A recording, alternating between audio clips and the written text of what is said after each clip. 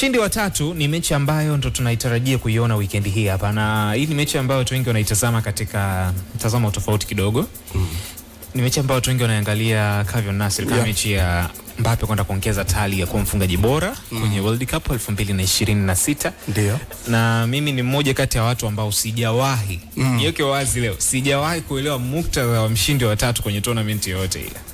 Lakini ninaweza nikaelewa kwa sababu kwa sasa hivi hapa mashabiki wa Ufaransa wanatamani kuona angalau Messi Mbappe anachukua kiatu cha mchezaji bora au cha mfungaji bora kwenye World Cup. Wewe mechi kesho dhidi ya England nahisi kama itakuwa ni mechi ambayo ina nguvu sana, kwa sababu mara nyingi pia wakati mwingine watu wanatumiaga hii mechi kwa ajili ya kuwapa platform wachezaji wengine. Cha kwanza kuna utofauti ukienda kwenye American sports michezo yote nchini Marekani hakuna mshindi wa kwanza na kumradhi, hakunaga mshindi wa tatu na pia hakuna zawadi ya mshindi wa pili. Marekani mshindi ni mmoja tu kwenye sports zao zote, lakini kwenye soka mimi nitaelewa. Kumbuka kombe la dunia mwaka huu limestretch team takriban 48 tofauti na miaka ya nyuma. Na tunasema mechi ya mshindi wa tatu ni muhimu kwa ajili ya kuzipa nafasi zile timu ambazo hazikuweza kuingia kwenye finali, lakini zinaweza kujipambanua walau hatukuingia finali, lakini basi tunaweza tukamalizia kuonesha ubora wetu kwenye mechi ya mshindi wa tatu. Ndio hapo ile timu bora ya tatu, kwa sababu tuna bingwa yule ambaye alifungwa, tunasema runners up, alafu tunakuja first runners up, kwa sababu kuna runners up, first runners up ambaye ndiye kwa Kiswahili kuna sema tu kwa Kiswahili mshindi wa kwanza, mshindi wa pili, mshindi wa kwanza na mshindi wa pili, ambapo wa pili ndo amefungwa, wa tatu ndo anashinda. Kwa mimi kwangu naona ni mechi ambayo inastahili kuwepo ili kuweza kuongeza tunasema mvuto wa mashindano. Tukija kwenye mchezo wenyewe, ni mchezo ambao nadhani rotations zitakuwa kubwa sana kuelekea kwenye mchezo husika siku ya kesho. Makocha wengi kwenye mechi kama hizi wanapenda kuwapa nafasi wachezaji ambao walikuwa hawapati nafasi ya kucheza, lakini mtu kama Kylian Mbappe ambaye umemzungumzia lazima umuone anaanza, kwa sababu mwisho wa siku wamekosa kombe la dunia, lakini individual awards pia watakuwa wanazitazamia kutokana na wachezaji wenyewe kuhusika na ile kiu ya kuweza kuwa nayo. Ni moja ya record kwamba sawa tukufanya vizuri, lakini mchezaji wetu aliweza kuchukua taji husika. Tukija kiwanjani, nadhani sio timu ambazo zinacheza mpira wa aina moja, kwa sababu Faransa ni timu ambayo inapenda chaotic football. Yani kusema chaotic football, timu ambayo inapenda tukimbie, yani tukimbizane mwanzo mwisho, na ukiingia kuna huo mfumo lazima utafungwa, kwa sababu wana wachezaji wengi ambao tunasema kwamba wanakimbia kwenye zile fast breaks, kwa sababu ukiwa unashambulia obvious kuna nyakati utaacha tu mianya nyuma. Ndio hapo wachezaji wao wengi wana thrive. Mbappe anakaa, Olise, Dembele, wote wanapenda kucheza katika hayo maeneo. Thomas Tuchel anafahamu, na katika makocha ambao tunasema ni very defensive minded, yani kuzuia kwake ni moja sana yake, ni mwalimu Thomas Tuchel. Kwa hiyo sitegemei kuona kesho akienda tunasema kwamba akifungua timu zaidi iweze kushambulia, tunasema kwamba katika maeneo makubwa huko anaacha nafasi nyingi, hasa kwenye upande wa rest defense. Nategemea hayo na wachezaji ambao mabeki wakati ambao wanaweza kukimbia tunasema kwa umbali mkubwa, kipindi wanazuia kutoka eneo la kati. Hicho ni kitu ambacho nakitegemea kutoka kwenye mchezo wa kesho. Lakini Thomas Tuchel pia atakuwa na tunasema kwamba swali la kulijibu. Watu wanataka kuiona timu kesho ikicheza, ni mechi ya mwisho ya kombe la dunia, wanataka kuiona timu ikicheza mpira mzuri, kwamba hii ndio sehemu yako ya mwisho wewe kwenda kujitetea. Dhidi ya Argentina ulikuwa kwenye control kwenye tunasema paka dakika 72 ukablow away kwa kuanza kucheza dakika 80 paka watu wameanza kufunga dakika 85 85, lakini nimeanza kuangalia mpira hapo badilika zile sub na jinsi Argentina walianza kuwatafuta, ilikuwa kuanzia dakika 72, yani pale ndio walianza kutafutwa. Kwa hiyo nategemea kumuona pia kwenye mchezo wa leo akienda kujitetea, timu ikicheza mpira mzuri. Squad selection pia leo ibadilike, wala wachezaji ambao tunataka kuona wakiwa naanza. Bukayo Saka ni miongoni wa wachezaji wote ambao nataka wanafanyaje kuona wakiwa naanza kwenye mchezo wa leo. Kwa hiyo rotation itakuwa kubwa. Mchezo ni kesho. Kesho nishazoea kila siku kombe la dunia. Kwa hiyo rotation zitakuwa kubwa. Kwa hiyo kama rotation ni kubwa kidogo, tactics pia zinaweza zikabadilika. Tunaweza tukachambua, tunaweza tukazungumzia namna ya uchezaji, lakini ukishabadilisha pattern nzima inaweza mambo yakawa tofauti. Na Kobe Mainoo unaweza tukamwona kwenye mchezo wa leo, asipomchezesha leo tena bwana George, wewe ni shabiki wa mchezo wa mshindi wa 3 kwenye tournament yote ile? Hapana. Kwa nini sasa? Hapana, kwa sababu naelewa labda uenda wanafanya mambo kwa sababu za kibiashara. So mechi kama hii ita generate mapato. Yani mechi ambayo ina Kylian Mbappe. Unafikiri watu mashabiki labda wanaweza wakawa attracted? Kwa sababu unakuta mashabiki wao walikuwa lengo lao labda ni kwenda finali, kwa sababu zao la mshindi wa 3 ni kutokana na watu ambao wanatakiwa kwenda finali. Sasa hapo itakuwa ni issue ya mgawanyiko. Mfano mashabiki wa England pale ndio tuseme wana uchungu wa kupigwa 2-1 na Argentina, afu unawaletea mshindi wa 3. Of course unaweza kupata debate nyingine kwa sababu unajua mimi naweza nikasema Spain, lakini kuna mtu ndo maisha yake anapenda hivyo. Yaani yeye inawezekana kwa anatamani hii mechi itokee kwenye michuano na haikutokea huko nyuma, kwa hiyo ndo muda muafaka ambao huu mchezo umetokea. Kwa hiyo huwezi kumwambia kwamba yani huwezi kumshawishi wewe kwenye boti yangu, hawezi kunielewa. Na kuna mtu mwingine yeye alikuwa anatamani kuona bato Thomas Tuchel na Deschamps aone nini kitatokea. Kuna mtu mwingine anatamani kumuona Kylian Mbappe kwa mara nyingine tena.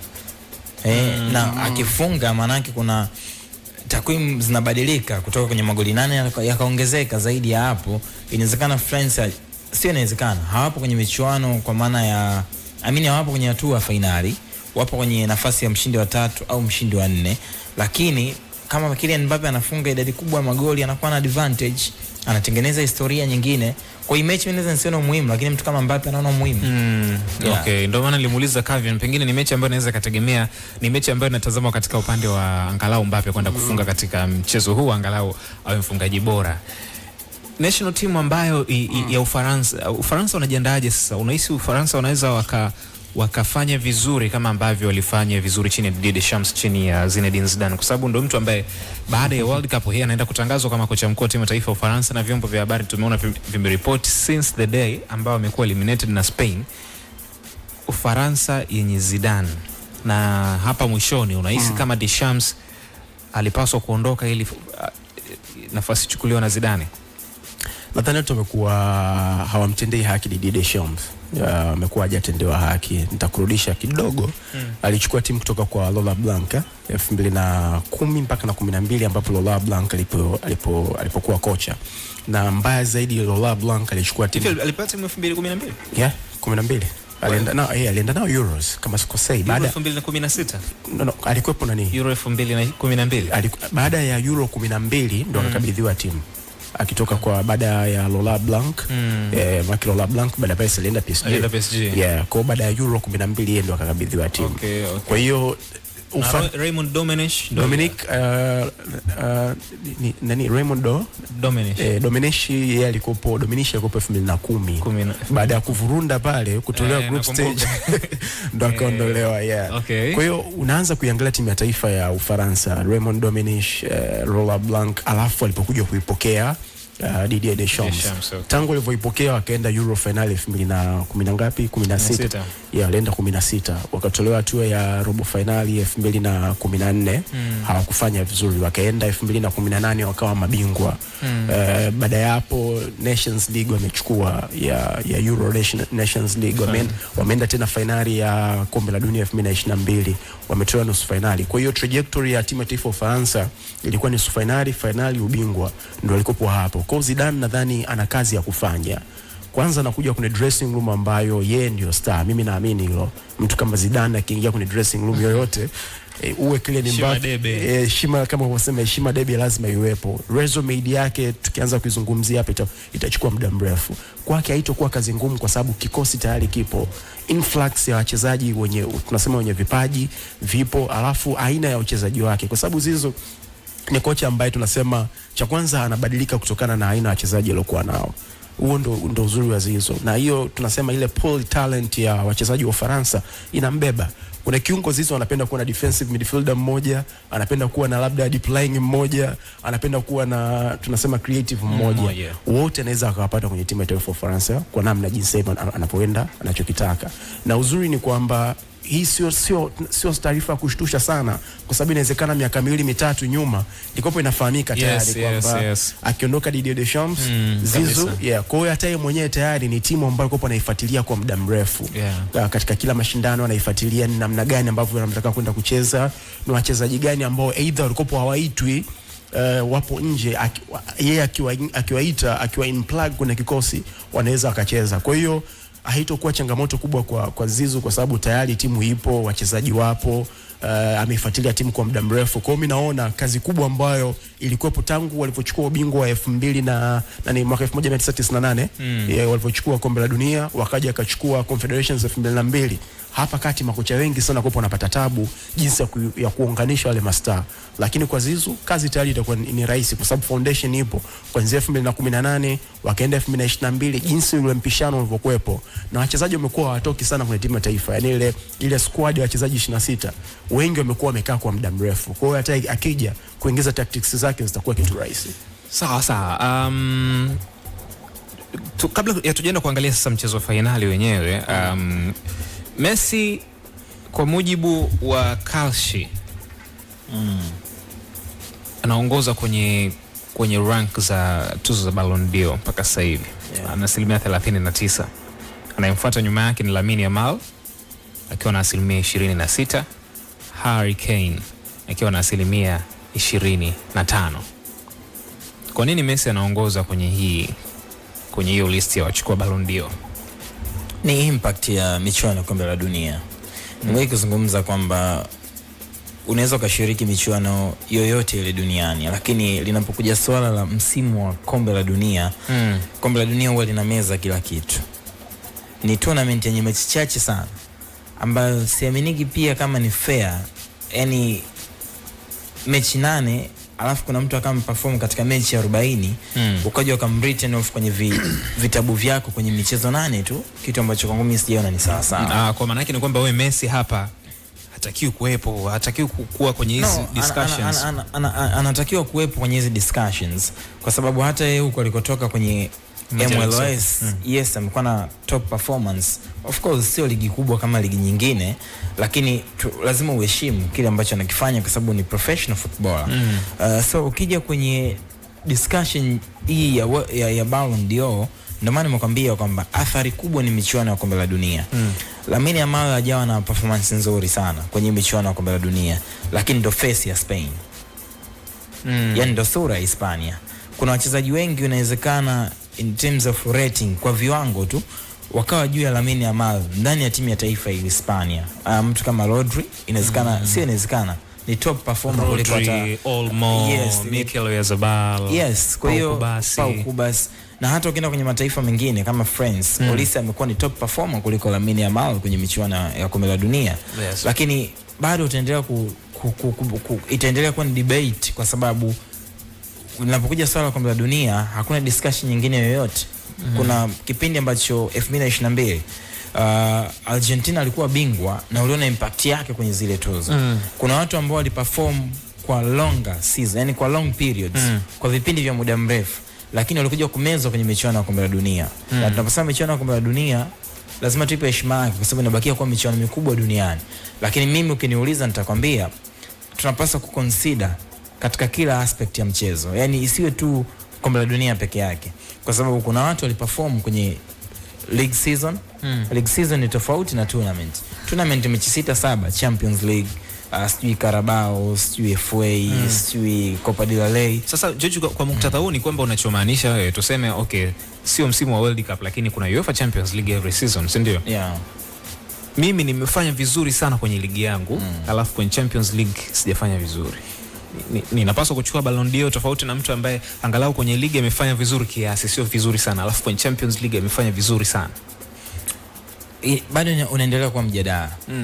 Kwa sababu kufanya vizuri, mimi kwangu mimi mchezaji ambaye ana perform zaidi kwenye ligi ni bora kuliko mchezaji anaye perform kwenye tournament. Mimi naamini hivyo. Yani mtu ambaye anaweza kukupa muendelezo wa ubora kwenye mechi 30 na mtu ambaye atakupa muendelezo wa ubora kwenye michezo 8, mtu ambaye ameperform kwenye michezo 30 kwangu mimi amekuwa ni muhimu zaidi kwa sababu ya ile ya longevity.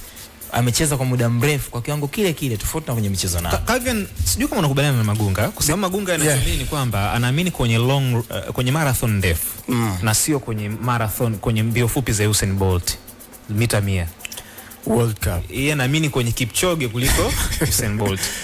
Anachomaanisha ni kwamba tournament yote haitambui kwenye kigezo cha kumpa mtu tuzo ya Ballon d'Or.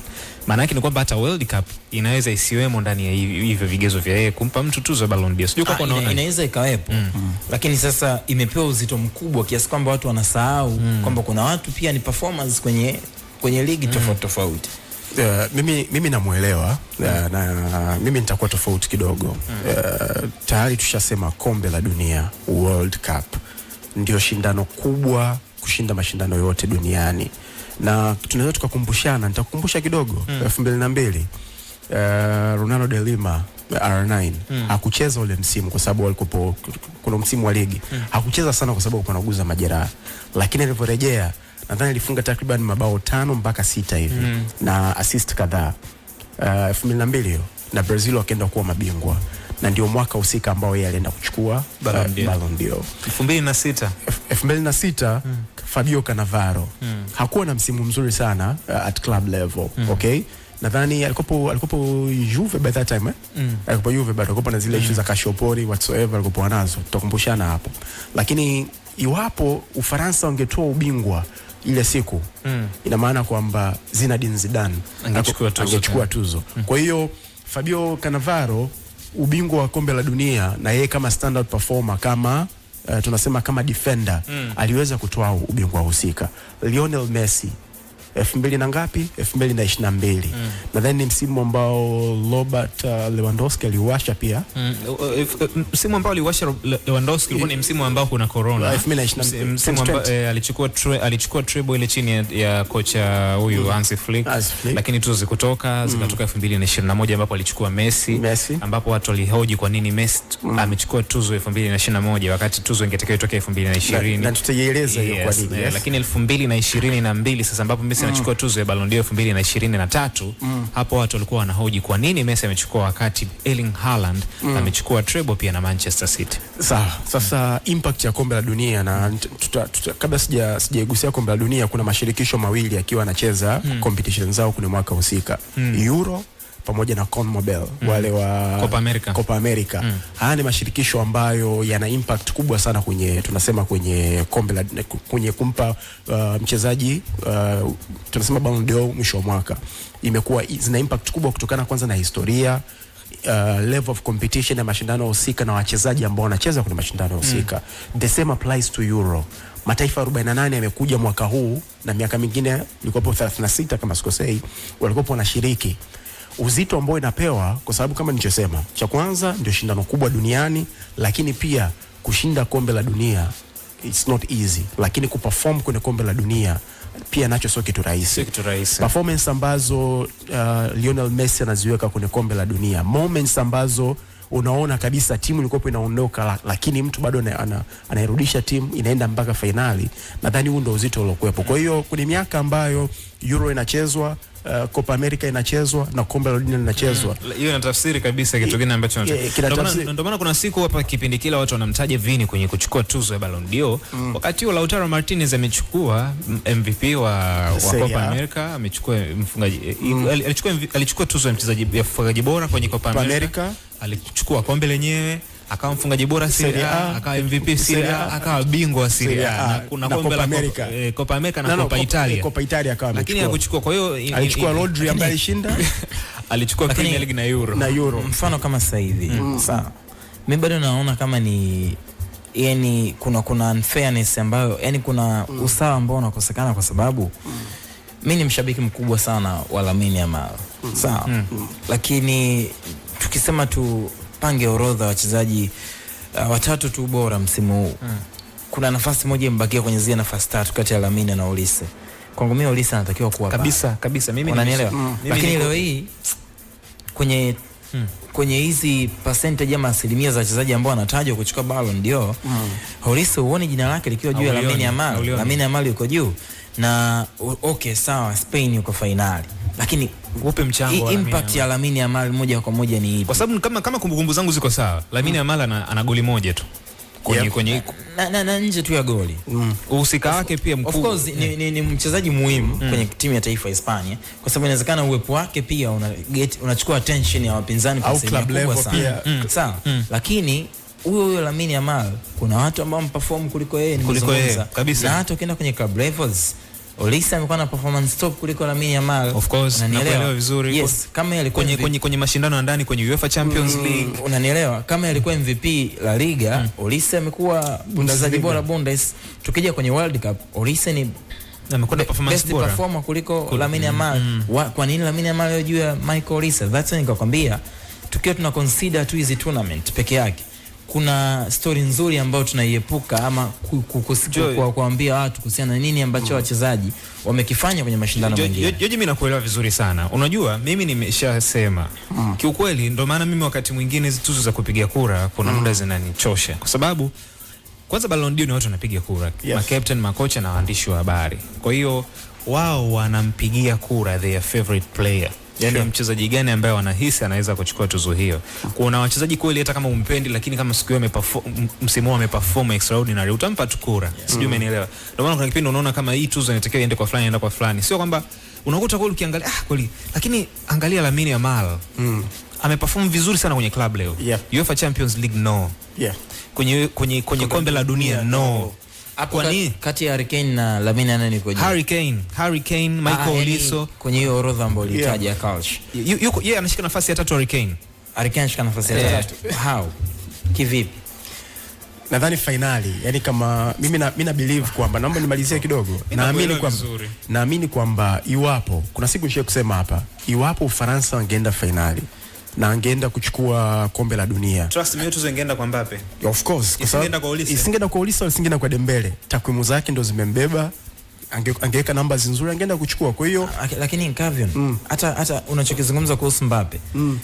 Mbappe mimi angeshinda Ballon d'Or kwa huu muktadha kwamba endapo wangechukua ubingwa wa World Cup. Ni fair enough. Kwa sababu takwimu za Mbappe zinatishia. Ambapo tuseme akichukua World Cup, sisi tunaangalia kitu kimoja. Kwenye mashindano ya ndani, nani kati ya Mbappe na Olise yupi ambaye amefanya vizuri msimu uliopita? Olise amefanya vizuri. Kwenye World Cup pia Olise ni moja kati ya top performers. Kwa hiyo okay, Mbappe kweli numbers zinamfavor. Kwenye mashindano ya ndani kati ya Mbappe na Olise? Yes. I think Mbappe. No, Olise, kwa sababu Olise angalia ana mataji, uhusika wake kwenye kufunga mabao na kutengeneza mabao na makombe ambayo amechukua makombe mawili. DFB Pokal amechukua na Bundesliga. Anakuja kufanya vizuri, anakuwa top assist kwenye World Cup.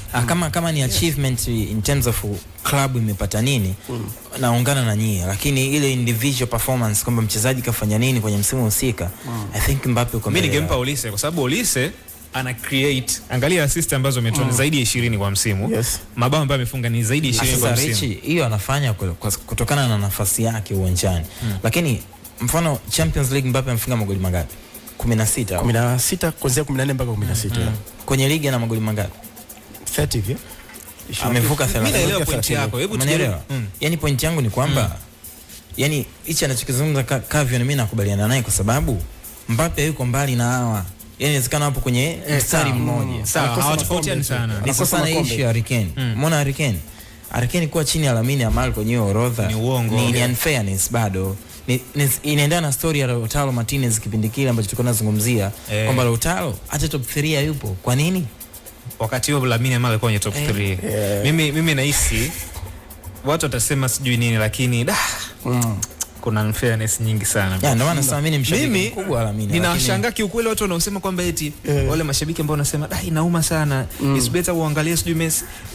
Yeye anashindwa kuchagua kuangalia Messi akichukua World Cup na Ballon d'Or yake ya pili au Lamine Yamal akichukua Ballon d'Or. Na kwa nini achukue Ballon d'Or Lamine? Yaani kwa nini hata akifunga magoli matatu kwenye finali kiukweli hastahili kuchukua Ballon d'Or Lamine Yamal. Yaani hiyo ndo point yangu. Mimi naamini kabisa na hapo yaani ndio unajua kipindi ratiba inatoka ile ya msimu uliopita, wachezaji wote wanafahamu kwamba inabidi ni perform kwenye club level, lakini kombe la dunia ili ndio linakuja lina disrupt kila kitu. Miaka mingi imekuwa hivyo. Na hapo inawezekana pia turudi kwa Ufaransa. Labda tungepata top 3 wachezaji kutoka taifa moja wanaogombania tuzo moja. Either ingekuwa Mbappe, Dembele na UEFA Champions League ameperform msimu huu. Lakini hata Dembele mimi msimu huu asi involve kwenye debate ya Ballon d'Or winners. Uko sahihi, lakini French football unajua French football. Na kuelewa Kavion, but kiukweli tukiwa fair, Dembele kwanza kwenye ligi amecheza michezo 10 tu. Na wamempa umeona amekuwa mchezaji bora wa msimu. Kwenye UEFA Champions League ameperform ndio kwenye level nzuri, lakini tukijaribu kuangalia numbers na nini kwa mfano Vicha na Bakola wako ahead ya Dembele in terms of performance kwa last season. Ambapo mimi Vicha nampa kwenye UEFA Champions League tu, kwenye ligi hajafikisha hata magoli 10. Of course magoli hajafikisha, lakini uhusika wake kwenye michezo ulikuwa ni mkubwa zaidi kuliko especially kwenye UEFA Champions League. Hata kwenye ligi. Yani mimi nazungumzia ni kwamba akufunga sana kwenye ligi, sawa, lakini impact yake kwenye ligi ilikuwa ni kubwa. Ondoa takwimu za magoli kwa sababu Vicha amekuwa na muendelezo mzuri, yani afungi lakini dakika alizocheza ni nyingi kuliko Dembele. Unanielewa? Mtu ambaye anacheza dakika 1500 na mtu ambaye anacheza dakika 500, hata kama ulifunga goli 4 5 ulifunga kwenye dakika chache, lakini huyu inawezekana alifunga goli 3 ila nje ya goli 3 ameisaidia timu kwenye dakika nyingi zaidi. Mimi kiukweli hii tuzo hata Messi asipochukua World Cup akiingia kama contender wa kuchukua Ballon d'Or, it's okay kwangu, sina shida. Kwa sababu kwanza atakuwa ndio mchezaji ambaye nafikiri tuzo ya mchezaji bora wa mchezo wa World Cup anaichukua Messi. As it stands, tuzo ya MVP wa World Cup Messi ataichukua. Yani hapo no debate. Kwenye performance yake ya World Cup no debate. Lakini Lamine no bana. Ukweli tusidanganyane, no. Kwenye Rodri wako ahead yake mbele sana. Sasa kibiashara, kibiashara sasa Dani Olmo hawezi kuwa mbele ya Lamine. Dani Olmo ni best performer kwenye ile attacking department ya Spain, lakini bado Lamine anaonekana ndo face ya Hispania. No, hata ukiachana kwa face tu, yani Olmo ana moment, lakini Lamine Yamal karibia kila, nafikiri hata performance Lamine Yamal kwenye FIFA nafikiri tunaweza tukakubaliana ni kutokana pia na kutokuwa na fitness ambayo inafanya akachelewa kuingia. Lakini angekuwa fit, mimi hapa sasa hivi ndo tungekuwa tunazungumza vitu vingine. Angekuwa hata na magoli 4 assist labda 4. Hiyo ni hoja msingi. Lakini kama hakuwa fit, maana yake hajaperform vizuri kwenye kombe la dunia. Kama hajaperform vizuri, why unamuinclude kwenye tuzo za Ballon d'Or nafasi za juu kiasi? Inawezekana pia hawataki kurudi kwa Rodri. Nadhani hiyo ni sema ambao watu hawataki kurudi kwa sababu last time alivyoitoa ile, yani alivyoingia kwenye kinyang'anyiro na alivyoenda kuchukua tuzo, kidogo debates ziko nyingi sana. Nadhani hawataki kurudi, lakini mimi binafsi naamini top performer kwenye World Cup kwa upande wa Hispania ni Rodrigo Hernandez. Asante. Lakini hata kwenye competition MVP wa michuano I think Messi na Rodri wanatakiwa kwa kwenye njia moja. Ni kwamba mwingine anaweza sinielewe kwamba atakwambia wewe Messi mbona amefunga magoli 8 ana assist ngapi? Ni kutokana na nafasi pia anacheza na majukumu yake. Lakini Rodri anashinda mechi nyingi sana za Hispania. Yani anazishinda yeye kwa sababu anaipa timu ule uimara kwamba sikilizeni, hii mechi tunaichukua sisi kupitia miguu yangu na ubongo wangu. Nyie fungeni sasa. Na hata yani ni mtu ambaye anaongeza nafasi kubwa timu kushinda kwa kuisaidia timu ku retain possession kwa muda mrefu, na anaipunguzia nafasi kubwa ya kufungwa kwa sababu ya defensive ile masterclass yake. Nasema ndio hivyo, ni ngumu sana kuona mchezaji ambaye anacheza eneo la kiungo kama Rodri kuingia kwenye mijadala kiukweli. Na juzi kuna mtu mmoja amenitumia message moja nilipenda sana, nikamwambia bro, si umefikiria nini? Aliniambia kwamba sijui kwa nini watu wanataja Messi na Ronaldo kama best players of all time wakati hawa wachezaji wanacheza katika maeneo ya mbele. Maana yake kwamba kuna wachezaji nao wameperform vizuri labda kwenye maeneo ya ulinzi, kwenye maeneo ya mabeki, maeneo ya viungo, lakini hawataji kwenye hizo discussions. Maana yake ni kwamba hawa watu Messi, sijui Ronaldo, sijui Pele, sijui Maradona wanatajwa kwa sababu ya kufunga mabao. Lakini ukiangalia wana deserve kuitwa mchezaji bora kwa sababu mchezaji bora wa muda wote ni kwamba yani wewe all around. Yes. So mimi nafikiri hiyo ni mada siku nyingine. Lakini ambacho nimejaribu kukisema hapa ni kwamba Rodri ni ngumu sana kutajwa kama George anavyosema kwa sababu ya uwepo wa mtu kama Messi, mtu kama Mbappe. Yaani unaweza kushangaa Messi, kwa nini ukituseme Messi sio mchezaji bora wa tournament? Trust me, Rodri hata kuwepo kwenye nafasi ya pili. Nitaenda kwa Mbappe. Na hata Pau Kubas. Ni vile tu ni chini ya miaka 20, lakini ana miaka 22, 23 kwa performance. Anaingia kwenye kinyang'anyiro cha MVP wa michuano. Kwangu mimi kwa performance yake. Lakini I hope kwamba atapewa tu mchezaji bora chipkizi. Ile anastahili. Hata Golden Boy mwaka huu nadhani ndo mwaka wake wewe. Yeah, hivi Golden Boy. Yeah, nafikiri hata Lamine alimwambia we'll try maybe next season. Okay. Lamine ameka mingapi? Miaka 19. 19 kwa narudi. Yes, narudi tena Lamine. No, hivi no, ile tuzo kishachukua auingie tena. Yeah. Auingie tena. Copa Trophy. Copa pia. Kati ya moja kati yao hapo ndio wachukue. Yani ukishachukua Golden Boy hata kama ulikuwa na miaka 16 FIFA urudi, FIFA imeshaisha hiyo kaka. Ila Copa Trophy inajirudia. Copa Trophy ngoja niangalie. Kuna moja inajirudia, kuna moja unachukua mara moja. Either wana move on from you kishachukua. Hata Golden Boy nadhani wana move on ili uwape nafasi watu. Yani wewe kwa nini ni moja tu. Hebu iangalie. Lakini Kubasi kwa mwaka huu ameperform kwenye kombe la dunia, yani ameweka ile standard ambayo watu wako wanaiona kabisa huyu ni beki mzuri kwa umri wake, lakini kwenye kombe la dunia ameexcel, amekwenda kwenye tunasema level nyingine. Watu wanasema kwamba anakaba juu sana kwenye highline kama timu inapocheza. Hawezi akadefend maeneo mapana, lakini kwenye kombe la dunia yeye pamoja na report ameweza kutuonesha hicho kitu. Okay, sawa. Hapa ni wamethibitisha Gaf News kwamba Copa Trophy unaweza ukachukua zaidi ya mara moja. Okay, la Golden Boy ndio urudi.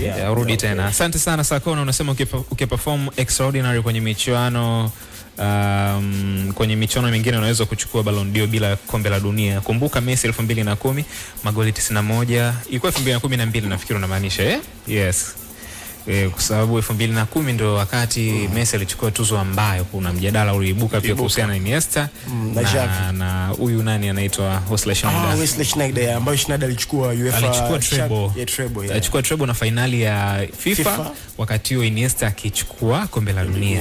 Kwa hiyo 2010 Messi hakufunga mabao 91, lakini nimeelewa message yako. Asante sana Wiz Will, unasema mtachagua wenyewe mshabikie mtoto wa Messi au Messi mwenyewe.